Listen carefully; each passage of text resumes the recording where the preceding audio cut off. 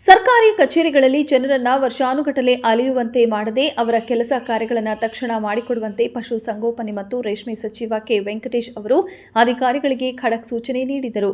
ಪಿರಿಯಾಪಟ್ಟಣ ತಾಲೂಕಿನ ದೊಡ್ಡ ನೇರಳೆ, ಮರಡಿಯೂರು, ಮುತ್ತಿನಮೂಳ್ಸಿಗೆ, ಶಾನುಭೋಗನಹಳ್ಳಿ ಗ್ರಾಮಗಳಲ್ಲಿ ಕೆರೆ ಕಟ್ಟೆ ಹಾಗೂ ರಸ್ತೆ ಅಭಿವೃದ್ಧಿ ಕಾಮಗಾರಿಗಳಿಗೆ ಭೂಮಿ ಪೂಜೆ ನೆರವೇರಿಸಿ ಮಾತನಾಡಿದ ಅವರು, ಮರಡಿಯೂರು ಗ್ರಾಮಸ್ಥರು ಜಮೀನನ್ನ ಪೋಡಿ ಮಾಡಿ ಕೊಡುವಂತೆ 2010ರಲ್ಲಿ ಕಂದಾಯ ಇಲಾಖೆಗೆ ಅರ್ಜಿ ಸಲ್ಲಿಸಿದ್ರು. 14 ವರ್ಷ ಕಳೆದರೂ ಯಾಕೆ ಮಾಡಿಲ್ಲ?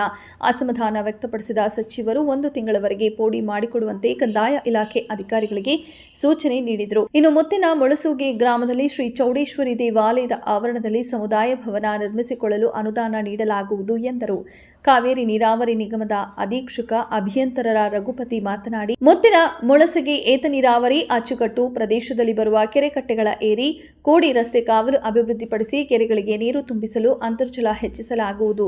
ಇದರಿಂದ ರೈತರಿಗೆ ಜಾನುವಾರುಗಳಿಗೆ ಅನುಕೂಲಕರವಾಗಲಿದೆ ಎಂದರು. ಇದೇ ಸಂದರ್ಭದಲ್ಲಿ ಕಾವೇರಿ ನೀರಾವರಿ ನಿಗಮದ ಹಾರಂಗಿ ಪುನರ್ವಸತಿ ಉಪವಿಭಾಗದ ಸಹಾಯಕ ಕಾರ್ಯಪಾಲಕ ಅಭಿಯಂತರ ಗೋಕುಲ್, ಗ್ರಾಮ ಪಂಚಾಯಿತಿ ಸದಸ್ಯ ಶಿವಕುಮಾರ್ ಮಾತನಾಡಿದರು. ಚೌಡೇಶ್ವರ ದೇವಸ್ಥಾನಕ್ಕೆ ಸಣ್ಣ ಸಮುದಾಯ ಭವನ ಆಗುತ್ತೆ ಸರ್. ಎಲ್ಲ 3-4 ಸಮುದಾಯ ಭವನ ಮಾಡೋಕ್ಕಾಗಲ್ಲ. ಚೌಡೇಶ್ವರಿ ದೇವಸ್ಥಾನಕ್ಕೆ ಹಣ ಕೊಡ್ತಾರೆ.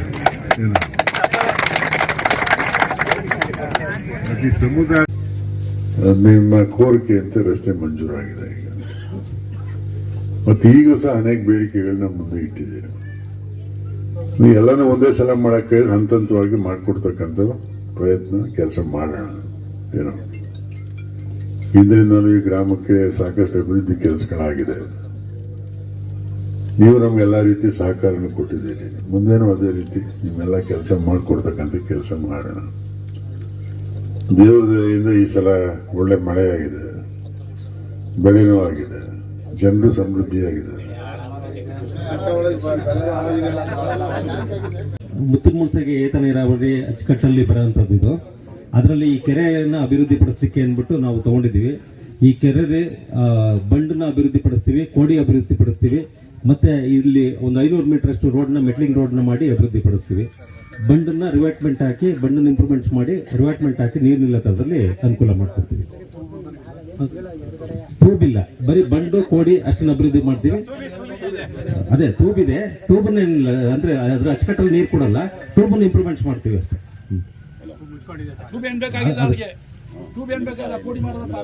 ಅದೇ ಕೋಡಿ ಮಾಡ್ಕೊಡ್ತೀವಿ, ನೀರು ನಿಲ್ಲೋ ತರದಲ್ಲಿ ಮಾಡ್ಕೊಡ್ತೀವಿ.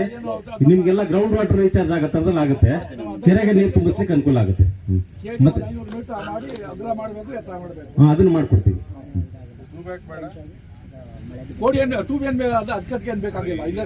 ಅಂದ್ರೆ ಈ ಕೆರೆಗಳದೆಲ್ಲ ಅಚ್ಚುಕಟ್ಟಿಗೆ ನೀರು ಹೋಗ್ತಾ ಇಲ್ಲ ಸರ್. ಇವೆಲ್ಲ ಜಡ್ಪಿ ಅಂಡರ್ ಬರ್ತಂತ ಕೆರೆಗಳು ಇವಾಗಲೇ ಕಳೆದ ಒಂದು 20-25 ವರ್ಷದಿಂದ ಆ ಕೋಡಿನಲ್ಲಿ ಹೋಗುತ್ತೆ. ಆದ್ರೆ ಕೋಡಿ ಇಂಪ್ರೂವ್ಮೆಂಟ್ಸ್ ಮಾಡ್ಕೊಡ್ತೀವಿ ಅಂತ ಹೇಳಿದ್ಮೇಲೆ ಆ ಕೋಡಿನ ಏನು ಜಾಗ ಇದೆಯಲ್ಲ, ಈ ಹಳ್ಳ ಇದೆಯಲ್ಲ, ಅದನ್ನ ಕೋಡಿ ಮಾಡ್ಕೊಟ್ಟು ಹಳ್ಳನ್ನು ಕ್ಲೀನ್ ಮಾಡ್ಕೊಡ್ತೀವಿ. ನೀರು ಹೋಗೋ ತರದಲ್ಲಿ ಮಾಡ್ಕೊಡ್ತೀವಿ. ನೀರು ಹೋಗೋದಕ್ಕೆ ಟ್ರೈನ್ ಅಲ್ಲ, ಅವರು ಮಾಡ್ಕೊಂಡಿದ್ದಾರೆ. ಈಗ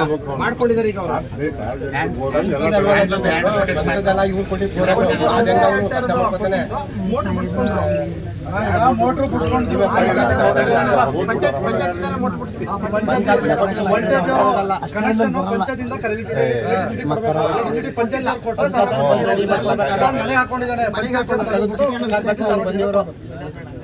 ಕರೆಂಟ್ ಇದೆ ಸರ್, 24 ಅವರ್ಸ್ ಕರೆಂಟ್ ಇಲ್ಲ. ಇವರು ಏನ್ ಮಾಡ್ತಾರೆ ಅಂದ್ರೆ ಕೆಬಿ ಅವರು 8 ಗಂಟೆಗೆ ಆಫ್ ಮಾಡ್ತಾರೆ, 9-9ವರೆಗೆ ಆನ್ ಮಾಡ್ತಾರೆ ಸರ್. ನಾವ್ ಏನ್ ಮಕ್ಕಳನ್ನ ಓದಿಸೋದು ಸರ್? ಏನೇನು ಗ್ರಾಮದಲ್ಲಿ ಎಲ್ಲ ಗ್ರಾಮದಲ್ಲಿ ಏನೇನು ರೆಕ್ಟಿಫೈ ಆಗಬೇಕು, ಏನೇನು ಅದೇ ಅಂತ ಕೇಳಿದ್ರೆ ಅದೆಲ್ಲ ಸರಿ ಮಾಡಿಕೊಟ್ಟು ಈ ಪಂಚಾಯತಿಗೆ ಆಗೋದು. ಏನು ಇಷ್ಟು ಮಾಡಿ ತಮ್ಮ ಗ್ರಾಮ ಮೇಲೆ ನಮಗೂ ಭಾಳ ಅಭಿಮಾನ ಇದೆ. ಏನೇನು ಕೇಳಿದ್ರೆ ಅದೆಲ್ಲ ಹಂತ ಮಾಡಿಕೊಡ್ಬೇಕಿಲ್ಲ. JJM ನೀರು ಬರ್ತಾ ಇದೆಯಲ್ಲ, ಅದೇ ಶುದ್ಧವಾದ ನೀರು. ಆ JJM ಅಲ್ಲೇ ಶುದ್ಧ ಮಾಡಿ ನೀರು ಕೊಡೋದಿಲ್ಲ. ಆದ್ರಿಂದ JJM ಮಾಡಿದ್ಮೇಲೆ ಈ ಶುದ್ಧ ಕುಡಿಯೋ ಘಟನೆಗಳನ್ನ ನಿಲ್ಲಿಸ್ಬಿಟ್ಟಿದೆ. ಎಷ್ಟು ಸಲ ಶುದ್ಧ ಮಾಡ್ತೀರಿ ಅಂತ ಕೋರ್ಟ್ನವರೆಗೆ ಕೇಳಿದ್ದಾರೆ ನಾವು. ಸರಿ, ಒಂದು ನೀರನ್ನ ಎಷ್ಟು ಸಲ ಶುದ್ಧ ಮಾಡ್ತೀರಪ್ಪ ನೀವು? ಅದರಲ್ಲಿರೋ ಇದರ ಸಂಸ್ಥೆಗಳನ್ನ ತೆಗೆದಾಕ್ಬಿಟ್ಟು ಏನು ಮಾಡ್ತೀರಿ? ಜನಕ್ಕೆ ಇನ್ನೇನು ಕೊಡ್ತೀರಿ? ಹಾಗೆ ಅದನ್ನು ನಿಲ್ಲಿಸ್ಬಿಟ್ಟಿದ್ದಾರೆ. ಶುದ್ಧ ಕುಡಿಯೋ ನೀರು ಕೂಡ JJM ನೀರು ಬರ್ತದಲ್ಲ, ಅದೇ ನಿಮಗೆ ಶುದ್ಧವಾದ ನೀರು. ಅದನ್ನೇ 2 ಸಲ ಫಿಲ್ಟರ್